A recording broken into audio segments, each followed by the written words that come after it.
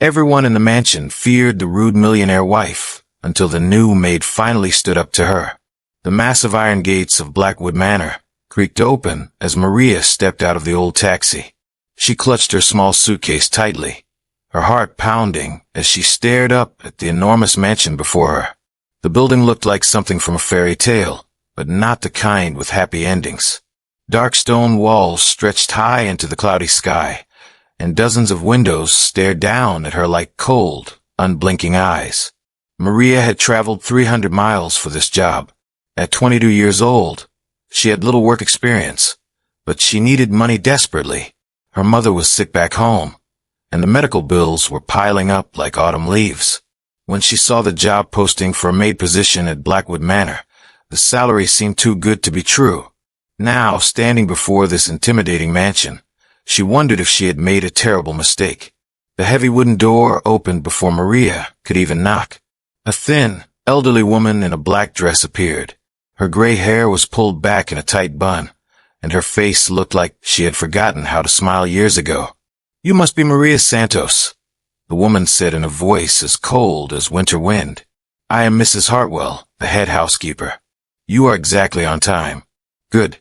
Mrs. Victoria Blackwood does not tolerate lateness." Maria followed Mrs. Hartwell through hallways filled with expensive paintings and sparkling chandeliers. The floors were made of marble so shiny that Maria could see her reflection in them. Everything in the mansion screamed wealth and power, but somehow it felt empty and lifeless. "Let me be very clear about the rules," Mrs. Hartwell said as they walked. "Mrs. Blackwood is the lady of this house. She is married to Mr. Richard Blackwood, who owns half the businesses in the city. You will address her as ma'am at all times. You will not speak unless spoken to. You will not make eye contact unless instructed. And most importantly, you will never, ever argue with her." They stopped outside a door marked staff quarters. Mrs. Hartwell turned to face Maria, her eyes serious and worried. "Listen to me carefully, child," she whispered. "Mrs. Victoria Blackwood is not like other wealthy ladies. She has a temper that can turn a sunny day into a thunderstorm. In the past 2 years, she has fired 12 maids. Some left in tears. Others left in ambulances after fainting from her screaming. If you want to keep this job, stay invisible and stay quiet." Maria's room was small but clean. It had a narrow bed, a tiny desk, and one small window that looked out at the mansion's perfectly trimmed gardens. That night, as she lay in bed, Maria could hear voices echoing through the mansion's halls. Most were quiet and respectful, but one voice rose above all others. It was sharp, angry, and demanding, even from 3 floors away. That voice made Maria's skin crawl. The next morning, Maria met the other staff members in the kitchen. There was James, the butler, who had worked at the mansion for 15 years. His hand shook slightly when he spoke about Mrs. Blackwood. Sarah, the cook, was a kind woman in her 50s who had been there for 10 years. Even she looked nervous when Mrs. Blackwood's name was mentioned. "The key to survival here," James explained while polishing silver, "is to become like a ghost. Do your work perfectly, but never let her notice you. The moment you catch her attention, you're in trouble." Sarah nodded while kneading bread. Last month, she fired a maid named Jenny just because she hummed while cleaning. Mrs. Blackwood said the humming was disturbing her peace. Poor Jenny had been here for 8 months. Tom, the gardener, was the youngest of the group at 35. He had been working at the mansion for 5 years. "I've seen her make grown men cry," he said quietly. "She once screamed at the mailman for 10 minutes because he delivered a package to the wrong door. The man was just doing his job." As if summoned by their conversation, the sound of high heels clicking on marble floors echoed through the hallway. Every staff member in the kitchen immediately straightened up and became silent. The clicking grew louder and faster, accompanied by an angry voice. "This is completely unacceptable. How am I supposed to live in a house where the staff cannot follow simple instructions?" The kitchen door burst open, and Maria got her first look at Victoria Blackwood. She was a tall, thin woman in her early 40s, with perfectly styled blonde hair and cold blue eyes. She wore a white silk dress that probably cost more than Maria's family made in 6 months. Everything about her screamed expensive, from her diamond earrings to her designer shoes. But it was her expression that truly frightened Maria. Victoria's face was twisted with rage, her eyes blazing with an anger that seemed to burn everything it touched. Which one of you incompetent fools is responsible for this? Victoria held up a crystal vase. Maria could see a tiny chip on one corner, barely visible to the naked eye. The kitchen fell silent.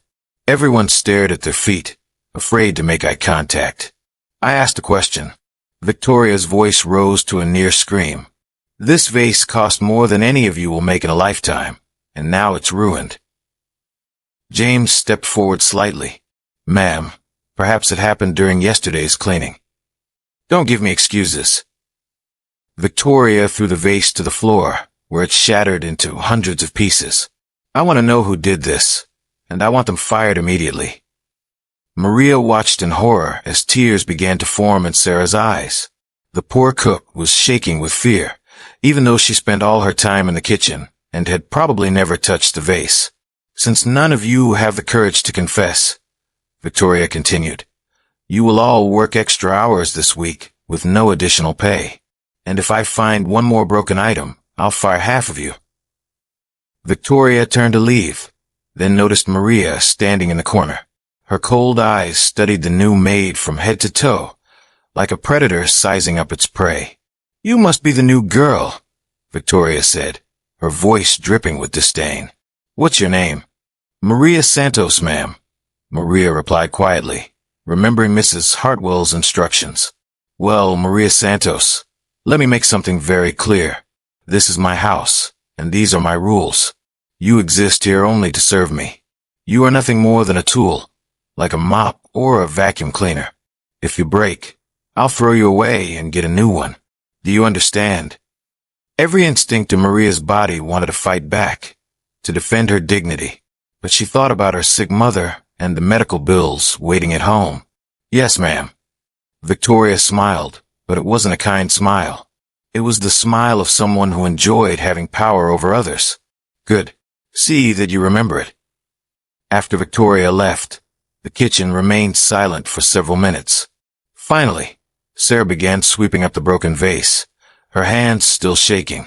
I'm sorry you had to see that on your first day, James said to Maria. But now you understand what we're dealing with. Over the following weeks, Maria witnessed Victoria's cruelty on an almost daily basis. She watched the woman reduce delivery drivers to tears over minor delays. She saw her fire the florist for bringing roses that were the wrong shade of pink. Victoria seemed to take pleasure in finding fault with everything and everyone around her. The worst incident happened during Maria's third week at the mansion. Victoria had been particularly angry that morning because her husband Richard had left early for a business trip without saying goodbye. She took her frustration out on everyone she encountered. First, she screamed at Tom for leaving a single leaf on the driveway. Then she berated Mrs. Hartwell for allowing dust to accumulate on a bookshelf that no one ever used. By noon, the entire staff was walking on eggshells, afraid to breathe too loudly. Maria was cleaning the main staircase when she heard sobbing coming from the library. She found Anna, a young maid who had started working at the mansion just 2 weeks before Maria. Anna was sitting on the floor behind a bookshelf, crying so hard she could barely catch her breath. What happened? Maria asked, kneeling beside the girl. Mrs. Blackwood, Anna sobbed. I was dusting the piano, and I accidentally knocked over a small picture frame. It didn't break or anything, but she saw it happen. She started screaming at me, calling me stupid and clumsy. She said I was worthless, and that my parents must be ashamed of having such a useless daughter. Maria felt her anger rising. Anna was just 19 years old, barely more than a child. She was working at the mansion to pay for college, dreaming of becoming a teacher someday. She didn't deserve to be treated like this. She told me that if I make one more mistake, she'll make sure I never get another job anywhere in the city. Anna continued. She said she has connections everywhere and can ruin my life if she wants to. That evening, Maria called her mother from the phone in the staff quarters. Her mother's voice sounded weaker than usual, and Maria could hear her coughing in the background. "How are you feeling, Mama?" Maria asked. "I'm okay, Mija," her mother replied, but Maria could tell she was lying. "The doctors say I need more treatments, but don't worry about that. How's your new job?" Maria wanted to tell her mother everything. She wanted to explain how horrible Victoria Blackwood was, how she treated the staff like they weren't even human, but she couldn't. Her mother needed those treatments, and this job was the only way to pay for them. "It's fine, Mama. The pay is good, and I'm learning a lot." After she hung up, Maria stared out her small window at the mansion's gardens. In the moonlight, everything looked peaceful and beautiful, but she knew that beauty was just a mask hiding something ugly underneath. The breaking point came during Maria's 6th week at the mansion. It was a Tuesday morning, and Victoria was hosting a charity luncheon for some of the city's wealthiest women. The entire staff had been working since dawn to prepare the mansion for the event. Sarah had prepared an elaborate menu of gourmet foods. James had polished every piece of silver until it gleamed. Tom had made sure every flower in the garden was perfect. The mansion looked like something from a magazine, but it wasn't enough for Victoria. "This tablecloth has a wrinkle," she screamed at Mrs. Hartwell. "Are you trying to embarrass me in front of my guests?" "The flowers are all wrong," she shouted at Tom. "I specifically said white roses, not cream roses. Are you colorblind?" "This food smells terrible," she yelled at Sarah. "How am I supposed to serve this garbage to important people?" Maria watched from the hallway as Victoria's tirade continued. The woman was completely out of control, her face red with rage, spittle flying from her mouth as she screamed. The staff members stood there and took it, their heads bowed in humiliation. Then Victoria turned her attention to Anna, who was arranging place cards at the dining table. "You," Victoria pointed at the young girl. "What do you think you're doing?" Anna looked up nervously. "I'm setting up the place cards, ma'am, just like you instructed. Does this look right to you?" Victoria grabbed one of the cards and waved it in Anna's face. "The writing is crooked.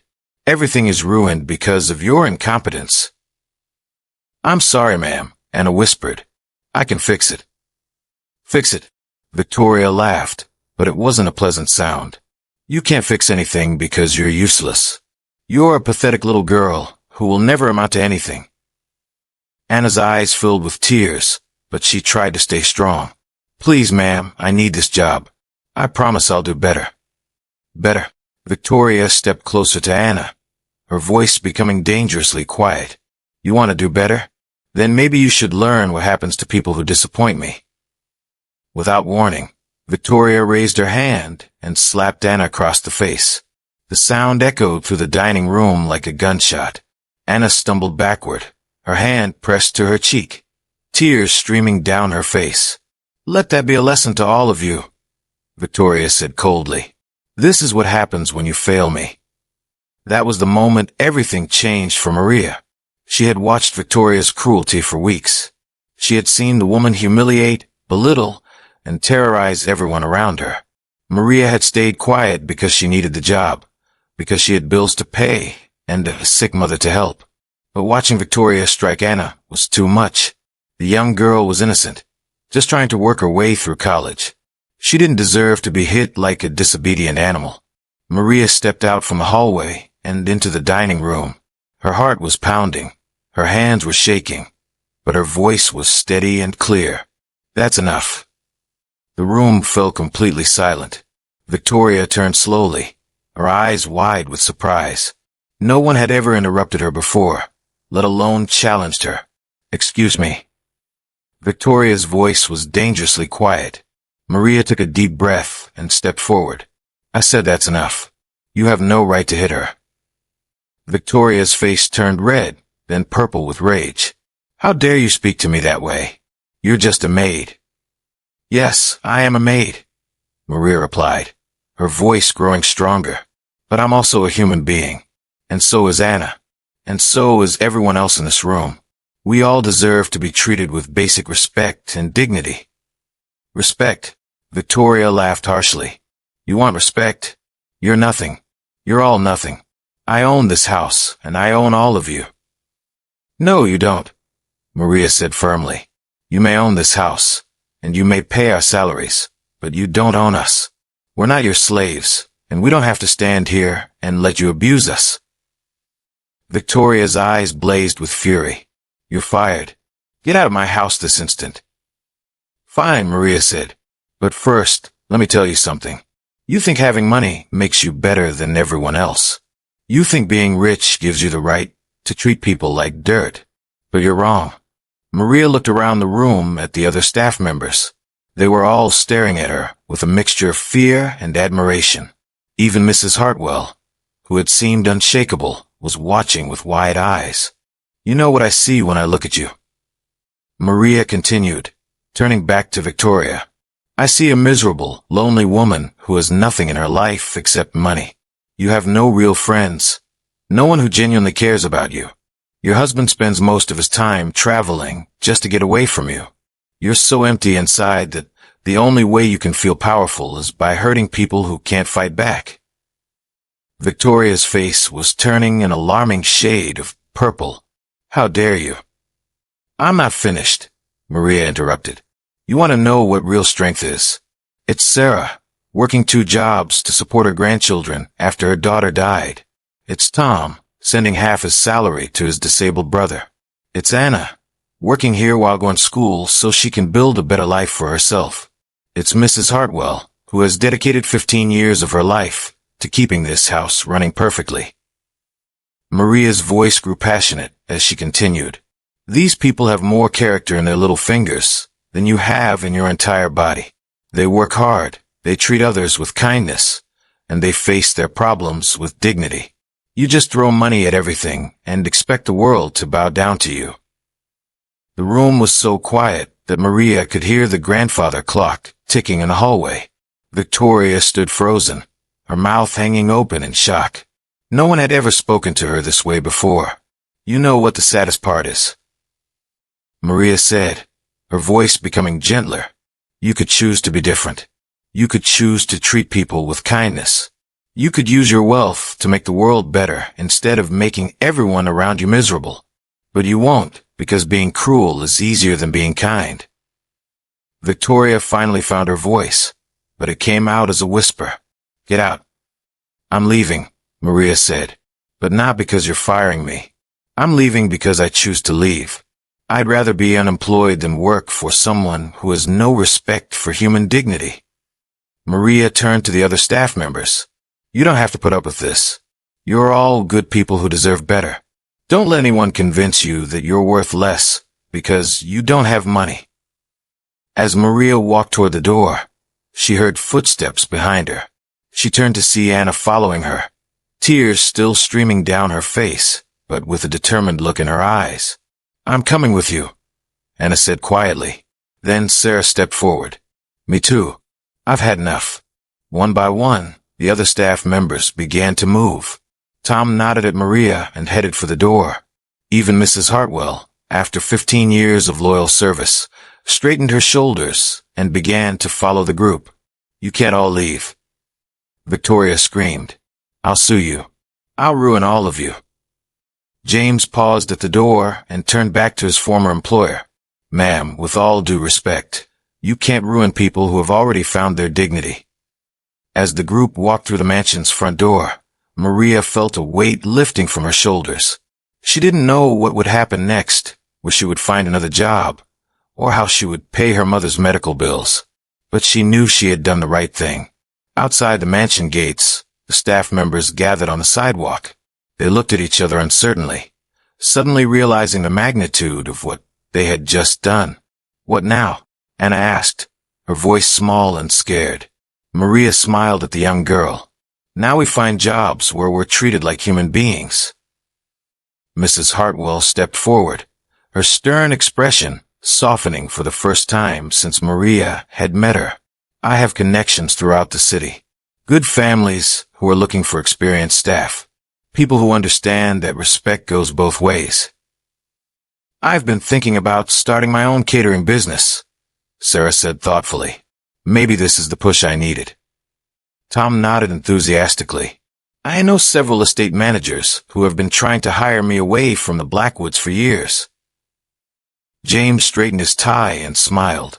Well, I suppose it's time to update my resume. As the group began to disperse, each planning their next steps, Anna caught Maria's arm. Thank you, she said, her eyes bright with gratitude. You saved me in there. I was so scared, but watching you stand up to her made me remember that I'm worth more than that. Maria hugged the younger girl. We're all worth more than that. 3 months later, Maria was working as a housekeeper for the Henderson family, a wealthy but kind couple who treated their staff with genuine respect and appreciation. The pay was almost as good as the Blackwood position, and the work environment was like night and day. She had managed to keep up with her mother's medical treatments, and the latest reports from the doctors were encouraging. Mrs. Santos was responding well to her treatment and growing stronger each week.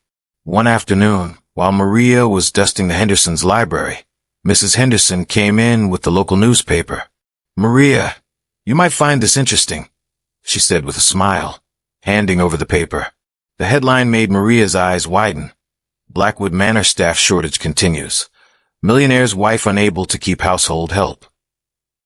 The article explained that Victoria Blackwood had been through more than 20 staff members in the past 3 months.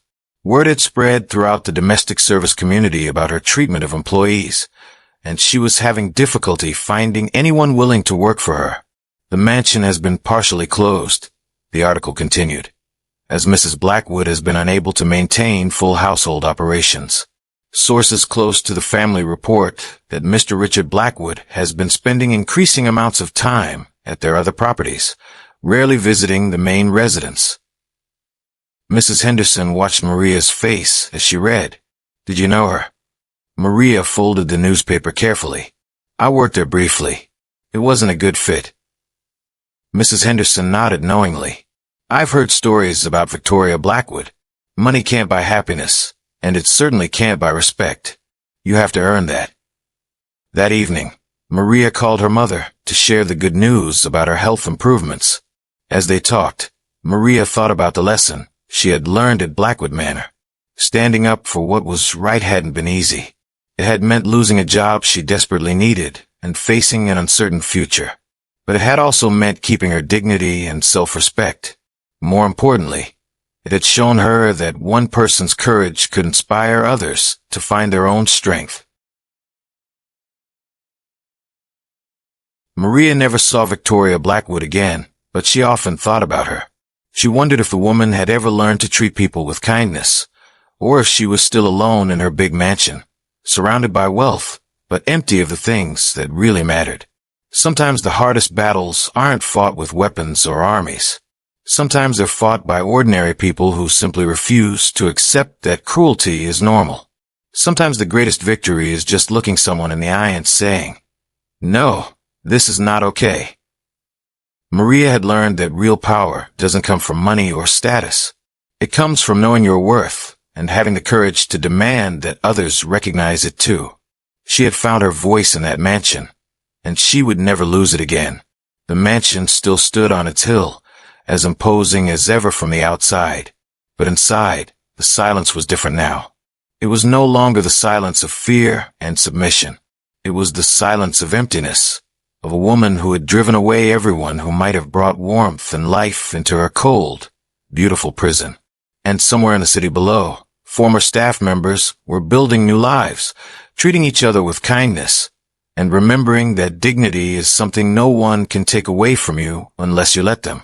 Maria's story became whispered legend among domestic workers throughout the city.